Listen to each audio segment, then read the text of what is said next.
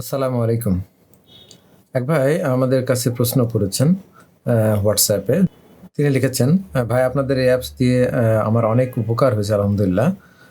তবে কোরআনের অর্থ তাফসির থেকে গ্রন্থ থেকে যে হাদিসগুলি পাই আমি নাম্বার চেক করতে গিয়ে বুখারী, তিরমিজি, আবু দাউদ, ইবনে মাজাহ আরও অনেক হাদিস নাম্বার ঠিক মিলে আলহামদুলিল্লাহ। কিন্তু ভাই এই পর্যন্ত কোনোদিন একটা হাদিসের নাম্বার মুসলিমের হাদিসের সাথে মেলাতে পারলাম না বা মিলে নাই। এই বিষয়ে আপনারা একটু দেখবেন কি? উনি পাশাপাশি বেশ কয়েকটা হাদিসের রেফারেন্স হিসাবে উনি পাঠিয়েছেন আমাদেরকে, যে উনি এগুলো মেলাতে পারেন নাই।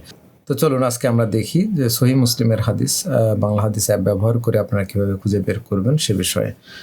এখানে সূরা আল কাহাফের ৭ নম্বর আয়াতে তাফসিরে জাকারিয়া থেকে উনি একটি হাদিসের রেফারেন্স দিয়েছেন, যেটি সহিহ মুসলিম ২৭৪২ নম্বর হাদিস, যেখানে জীবজন্তু, উদ্ভিদ, জড় পদার্থ, ভূগর্ভস্থ বিভিন্ন বস্তুর খনি এগুলো পৃথিবীর জন্য সাজসজ্জা বা চাকচিক্য স্বরূপ, এবং রাসূল সাল্লাল্লাহু আলাইহি ওয়াসাল্লাম বলেছেন, দুনিয়া সুমিষ্ট নয়নাভিরাম দৃশ্যে ভরা, আল্লাহ এতে তোমাদেরকে প্রতিনিধি হিসাবে নিয়োগ করে দেখতে চান, তোমরা এতে কী ধরনের আচরণ করো। এই হাদিসটা আমরা আজকে ইনশাল্লাহ বের করে আপনাদেরকে দেখাতে চাই।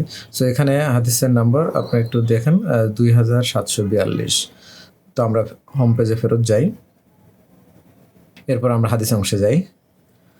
হাদিসের অংশ থেকে আমরা সার্চ বাটনে ক্লিক করি। প্রথমে আমরা ঠিক ওই নাম্বারটা ২৭৪২, এই নাম্বারটা আমরা বাংলায় লিখব ২৭৪২।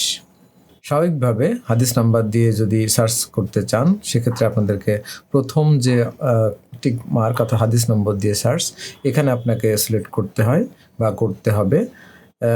এরপরে আপনি গ্রন্থ সিলেক্ট করবেন, সহিহ মুসলিম হাদিস একাডেমি। ঠিক আছে, এরপর আমরা অনুসন্ধান করি। তো আমরা রিডিং মোডটা চেঞ্জ করে নিই। আমরা ২৭৪২ নম্বর হাদিসটা বের করলাম, যেটা ওখানে মেনশন করা আছে।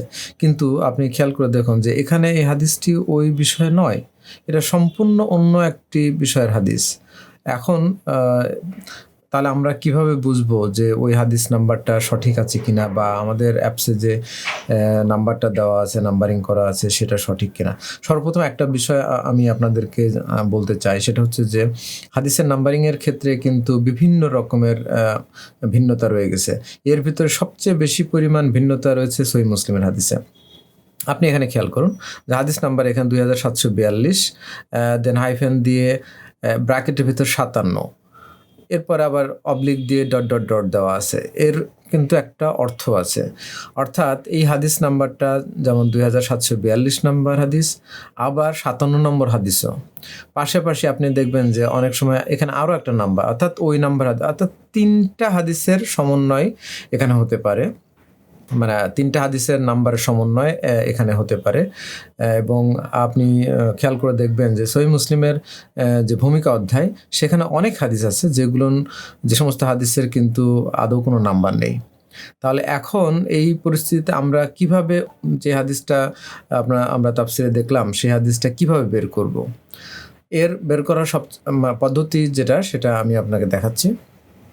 আমরা সার্চে যাই, সার্চে গিয়ে এখানে হাদিস নাম্বারটা ছিল ২৭৪২, আমরা বাংলাতে টাইপ করব ২৭৪২, এবং এরপরে আমরা সিলেক্ট করব হুবহু শব্দ বা আংশিক মিল, যে কোনো একটা। আমরা হুবহু শব্দ সিলেক্ট করি। এরপরে আমরা গ্রন্থ সিলেক্ট করব সহিহ মুসলিম হাদিস একাডেমি। ঠিক আছে, অনুসন্ধান করুন। আপনি এখানে খেয়াল করেন যে ২৭৪২ দিয়ে মোট 4টা হাদিস পাওয়া গেছে। আমরা যেটা করতে পারি সহজে এটা সংরক্ষণ করার জন্য এখানে সেভ বাটন ক্লিক রাখলে এটা সেভ হয়ে থাকবে। এবার আপনি এই 4টা হাদিসের ভিতর যে কোনো একটা হাদিস ওই সংক্রান্ত, সো আমরা এখানে ক্লিক করি। প্রথমটা ২৭৪২, এটা আমরা তখন দেখেছি যে না, এটা ওই হাদিসটা না। তারপর এটা নিচের দিকে এসছে, অতএব এটা ওটা না। এখানে সেটাও নেই, ২৭৪২ দিয়ে একদম নিচের নাম্বার। এখানে আপনি খেয়াল করে দেখেন ৬৮৪১ নম্বর হাদিস, এটা মূলত আমাদের অ্যাপসে ৬৮৪১ নম্বর হাদিস, পাশে ব্র্যাকেটে ৯৯ অবলিক ২৭৪২। এখানে আপনি খেয়াল করে দেখেন, এই যে 2742, আপনি এবার হাদিসটা পড়ে দেখেন। যে হাদিসের কথা ওখানে ওই তাফসিরে বর্ণনা করা হয়েছে এবং নাম্বার দেওয়া হয়েছে 2742, এটা আসলে ওই হাদিসটা। অর্থাৎ সহিহ মুসলিমের হাদিস নাম্বার যদি আপনি মেলাতে চান, তাহলে আপনাকে হাদিস নাম্বার দিয়ে খুঁজলে হবে না, বরং হাদিস নাম্বারটা বাংলায় টাইপ করবেন, এরপরে হুবহু ম্যাচ বা এখানে অথবা পার্শিয়াল ম্যাচ যেটা আছে সেখানে আপনি ক্লিক করবেন, ক্লিক করে সার্চ করবেন গ্রন্থ সিলেক্ট করে, এরপর যে কয়টা রেজাল্ট আসবে সেই প্রত্যেকটা রেজাল্টের ভিতরে আপনি এই অংশে খেয়াল করে দেখার চেষ্টা করবেন যেখানে হাদিস নাম্বারিংটা মেনশন করা আছে। এইভাবে যদি আপনি খুঁজেন তাহলে ইনশাল্লাহ অবশ্যই সহিহ মুসলিমের নাম্বার আপনারা মেলাতে পারবেন। তো আজকে এই পর্যন্ত, ইনশাল্লাহ পরবর্তীতে অন্য কোনো বিষয় নিয়ে আপনাদের সাথে আবার কথা হবে। আসসালামু আলাইকুম ওয়া রাহমাতুল্লাহি ওয়া বারাকাতুহু।